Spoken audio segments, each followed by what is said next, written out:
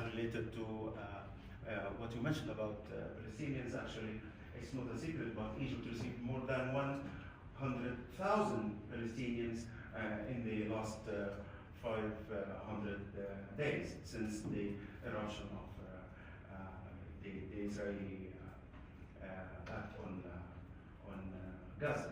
So, in fact, Egypt is bearing a lot of burden with respect to the admission of refugees, asylum seekers, and in addition to migrants.